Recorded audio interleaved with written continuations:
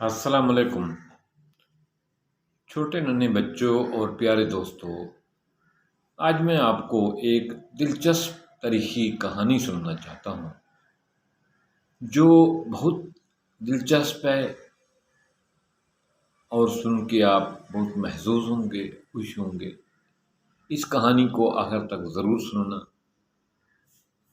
ایک دفعہ ایک بادشاہ اپنے مکان کی بالکونی یعنی چھت پر ٹہل رہا تھا تو اس کی نگاہ دوسرے مکان کی چھت پر پڑی تو وہاں ایک عورت، ایک لڑکی چھت پر کپڑے ڈال رہی تھی، دھو کر کپڑے سکھانے کے لیے کپڑے ڈال رہی تھی۔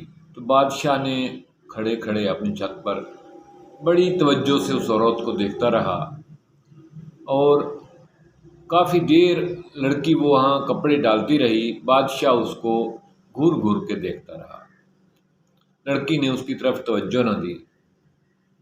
بادشاہ نے اس کو اچھی طرح دیکھ لیا اور لڑکی بہت حسین و جمیل، انتہائی خوبصورت نوجوان تھی۔ بادشاہ محل سے جب محل میں داخل ہوا، بالکونی سے نیچے اترا تو اس نے اپنے ایک وزیر کو بلایا اور اس سے پوچھا یہ ساتھ والا گھر، فلاں نمبر والا گھر کس کا ہے؟ انہوں نے کہا جناب یہ آپ کے نوکر فیروز کا گھر ہے۔ تو اس نے کہا اچھا، یہاں کون رہتا ہے؟ اس نے کہا فیروز رہتا ہے اور اس کی بیگم رہتی ہے۔ اس نے کہا اچھا فیروز کو بلایا جائے۔ فیروز آیا تو اس نے کہا کہ بادشاہ نے ایک منصوبہ ذہن میں تیار کیا کہ کسی طرح اس کو گھر سے آؤٹ کیا جائے۔ تو اس نے کہا کہ یہ کل جو ہے نا فلاں علاقے میں، فلاں ملک میں، فلاں بادشاہ کے پاس میرا یہ خط لے کر جانا ہے اور یہ خط دے کر وہاں اس سے جواب واپس لے کر آنا ہے، لکھوا کر لانا ہے جواب۔ تو یہ کام میں سمجھتا ہوں کہ آپ کے علاوہ اور کوئی نہیں کر سکتا تھا۔ فیروز بادشاہ کا نوکر تھا، اس سے تنخواہ لیتا تھا۔ تو فیروز نے بادشاہ سے کہا جی حضور، بندہ نہ چیز حاضر ہے۔ بادشاہ نے کہا اچھا شام کو خط لے جانا۔ وہ بادشاہ نے خط لکھوایا۔ شام کو فیروز بادشاہ کے دربار میں حاضر ہوا۔ بادشاہ نے اسے خط تھمایا۔ فیروز نے کہا جی حضور صبح میں خط لے کر چلا جاؤں گا۔ فیروز نے وہ خط اپنے گھر جا کر سرانے کے نیچے رکھا اور بیوی کو بتایا کہ میں یہ بادشاہ نے مجھے خط دیا ہے، فلاں شہر میں نے جانا ہے، فلاں ملک میں نے جانا ہے، وہاں یہ خط دے کر واپسی جواب لے آنا ہے، لہٰذا 2 دن تک میں شاید نہ آ سکوں، 1 دن میرا جانے میں لگے گا، 1 دن آنے میں لگے گا۔ تو بیوی نے کہا کوئی مسئلہ نہیں، آپ جائیں بے فکر ہو کر۔ جو ہی صبح ہوئی فیروز نے ناشتہ کیا اور گھوڑا تیار کیا اور گھوڑے کے اوپر بیٹھ کر اس نے سفر شروع کر دیا۔ جو ہی سفر شروع ہوا گھوڑا تیزی سے منزل کی جانب بڑھ رہا تھا۔ ادھر بادشاہ کو پتہ چلا، بادشاہ نے محسوس کیا کہ اب فیروز چلا گیا ہوگا۔ بادشاہ چپکے سے اٹھا، اپنے محل سے آیا اور فیروز کے گھر پر دستک دی۔ ہلکی سی دستک دی تو فیروز کی بیوی نے پوچھا کون؟ بادشاہ نے کہا میں بادشاہ ہوں، آپ کے شوہر کا مالک۔ بیوی حیران اور پریشان ہوئی کہ آج بادشاہ ہمارے گھر میں؟ اس نے دروازہ کھولا، بادشاہ کو پلنگ پر بٹھایا۔ بادشاہ پلنگ پر بیٹھا تو بادشاہ نے فیروز کی بیوی نے پوچھا بادشاہ سلامت کیسے تکلیف کی؟ فیروز کی بیوی کچھ دیکھ کر پریشان تھی کہ آج یہ ایسی حالت میں کبھی ہمارے گھر آیا نہیں، آج جب فیروز گھر نہیں ہے تو اس نے بتایا کہ میرا شوہر تو آج آپ کا رکا لے کر گیا ہوا ہے۔ اس نے کہا ہاں اسے میں ہی نہیں بھیجا تھا، تو اسی وجہ سے میں ادھر آیا ہوں، مجھے پتا تھا کہ وہ نہیں ہے۔ یہ بات سن کر فیروز کی بیوی کو یقین ہو گیا کہ بادشاہ کوئی اچھی نیت سے نہیں آیا۔ بادشاہ نے 1-2 باتیں کی، ایسی باتیں کی جس سے اس کی شہوت اس کی برے ارادے کی نشاندہی ہو رہی تھی، تو فیروز کی بیوی نے کہا کہ ہم نے بزرگوں سے سنا ہے شیر بھوکا مر جائے مگر وہ مردار نہیں کھاتا۔ بادشاہ نے کہا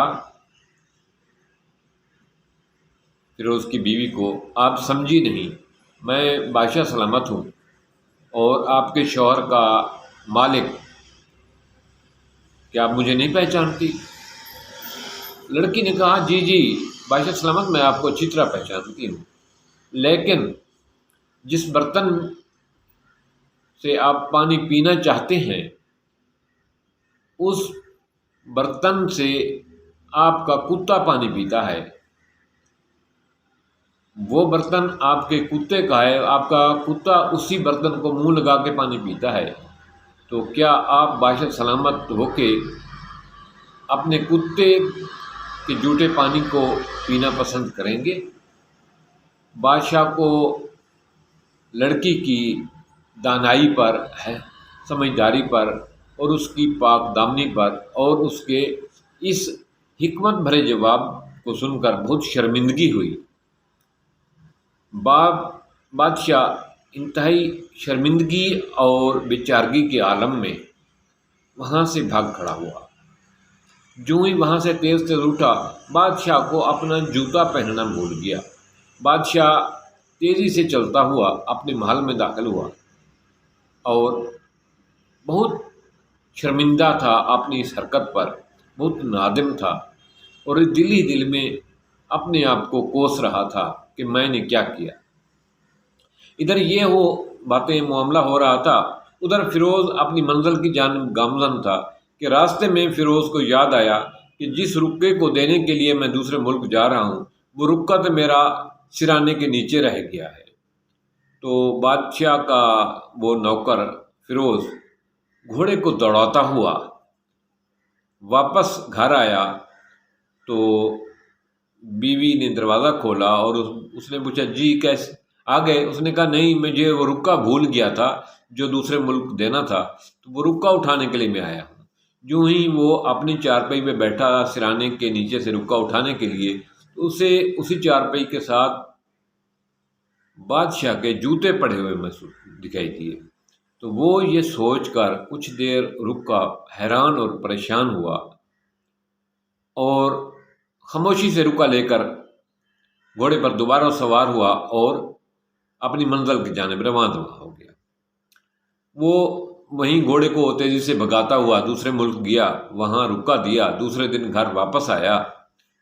جو ہی گھر واپس آیا تو بادشاہ کو اس رکے کا جواب دیا اس نے۔ بادشاہ وہ رکے کا جواب پا کر بہت خوش ہوا، اس نے فیروز کی پیٹھ تھپکی اور اسے انعام کے طور پر کوئی 500 کے قریب اشرفیاں دیں کہ یہ آپ کا انعام ہے، آپ نے بہت سفر کیا ہے اور میرا کام ایک پورا کیا ہے۔ فیروز وہ 500 اشرفیاں لے کر بیوی کے پاس آیا اور اس سے کہا کہ آپ بیٹھے، میں آج چاہتا ہوں کہ میں آپ کے لیے کچھ شاپنگ کروں، بادشاہ نے انعام کے طور پر مجھے کچھ رقم دی ہے، میں گھر کی کچھ چیزیں لینا چاہتا ہوں۔ وہ سیدھا بازار گیا اور بازار سے اس نے عورتوں کے زیورات، عورتوں کے کپڑے، عورتوں کے استعمال کی چیزیں، بہت سارا سامان خریدا، بہت سارا، ضرورت سے بہت زیادہ سامان خریدا۔ سامان خرید کر وہ گھر لایا تو بیوی نے کہا یہ کیا ہے؟ اس نے کہا نہیں، میرا دل کر رہا تھا کہ کافی دیر ہو گئی ہے، ہمارے یہاں خوشحالی پیسے کی تنگی تھی، تو آج پیسے ملے ہیں، بادشاہ نے انعام کے طور پر دیے ہیں، میں چاہتا ہوں کہ یہ آپ کی جو ہے نا چیزیں کچھ کم تھی تو آپ کے لیے لایا ہوں، اور میں چاہتا ہوں کہ یہ کپڑے، یہ زیور آپ پہنیں۔ عورت نے شوہر کا کہنا مان کر وہ چیزیں زیب تن کی اور باقی چیزیں، تو اس نے کہا کہ یہ کچھ اور تحائف بھی ہیں، تو میں چاہتا ہوں کہ آج جو ہے نا آپ بہت اچھی بنی سوری کھڑی ہیں اور آپ بہت پیاری لگ رہی ہیں، ایسے لگ رہی ہیں جیسے واقعی دلہن تھی، تو میں چاہتا ہوں آج آپ کے میکے چلتے ہیں۔ عورت نے کہا میرا تو دل نہیں کر رہا، اگر آپ کا دل ہے بھی وہاں چلا جائے تو میں آپ کے ساتھ جانے کو تیار ہوں۔ وہ بیوی کو لے کر اور سامان اور جیولری سے اور دلہن والے کپڑے پہنا کر بہت بنا سنوار کے اس بیوی کو اپنے سسرال لے گیا۔ سسرال والوں نے ان کے لیے تحائف بھی لے گیا اور بہت سارا سامان اور بھی لے گیا۔ تو وہ دیکھ کر بہت خوش ہوئے، انہوں نے اپنے داماد کی، اپنے بہنوئی کی عزت کی، اور اس نے کہا کہ یہ ٹھیک ہے۔ وہ چائے پانی پینے کے بعد اس نے کہا کہ یہ یہاں رکے گی میری بیوی، تو میں اسے لے جاؤں گا، یہ اس نے کافی دیر سے آپ کے گھر کا چکر نہیں لگایا۔ بیوی کو وہاں چھوڑ کر اپنے گھر آ گیا، تو وہ بیوی اور اس کے بھائی اور ماں باپ دیکھتے رہے کہ آج آتا ہے لینے، کل آتا ہے لینے۔ وہ انتظار کرتے رہے، یہ لینے نہ گیا۔ آخر عورت نے کہا کہ فیروز کی بیگم نے کہا اپنے بھائیوں سے کہ شاید مجھے لگتا ہے کہ وہ ناراض ہو گیا ہے، جاؤ اس سے پوچھو کہ ناراضگی کی وجہ کیا ہے اور مجھے لے جائے۔ جب وہ لڑکی کے بھائی فیروز کی بیوی کے بھائی فیروز کے پاس آئے تو انہوں نے کہا کہ آپ ہماری بہن کو لینے نہیں آئے۔ اس نے کہا نہیں، میں نے تو نہیں لینا۔ اس نے کہا کہ وجہ؟ اس نے کہا کوئی وجہ بھی نہیں۔ انہوں نے کہا اگر آپ نہیں لینے آتے تو ہم عدالت میں جاتے ہیں، قاضی صاحب کے جاتے ہیں۔ اس زمانے میں عدالتیں ہوا کرتی تھیں جہاں قاضی بیٹھتا تھا، اور لوگوں کا کوئی بھی مسئلہ ہوتا تھا تو لوگ ایک دوسرے کو قاضی کے پاس جانے کی دھمکی دیتے تھے۔ جب انہوں نے فیروز کو قاضی کے پاس معاملہ لے جانے کی دھمکی دی تو فیروز نے کہا بڑے شوق سے جائیں، مجھے کوئی اعتراض نہیں۔ تو انہوں نے وہ قاضی کے پاس اپنی کمپلینٹ لے گئے۔ قاضی نے دروغے بھیجے، اس کو بلایا۔ جب وہ قاضی کے پاس پہنچا تو اتفاقاً بادشاہ سلامت بھی وہاں موجود تھا۔ تو قاضی نے پوچھا جی فیروز معاملہ کیا ہے؟ اس نے کہا مجھے تو نہیں پتہ، ان سے پوچھو۔ فیروز کی بیوی کے بھائیوں نے، فیروز کے سالوں نے کہا بادشاہ سلامت، ہم نے اسے ایک حسین و جمیل پھلوں سے لدا ہوا تیار باغ اس کے حوالے کیا تھا، جو پھل دینے کے لیے بالکل تیار تھا، اور اس میں پودے بالکل ہرے بھرے قسم و قسم کے فروٹ تھے۔ اس نے وہ باغ ہمارے کو جو ہے نا خراب کیا ہے۔ جب فیروز سے پوچھا گیا، فیروز نے کہا کہ جی قاضی صاحب، انہوں نے واقعی میرے پاس مجھے باغ میرے حوالے کیا تھا جس میں قسم و قسم کے فروٹ تھے، اور جو انتہائی اچھی حالت میں، بہترین حالت میں پرورش پائی ہوئی تھی۔ تو اب مجھے اس باغ کی ضرورت نہیں، تو وہ باغ میں نے ان کو اس سے بہتر حالت میں واپس کیا ہے۔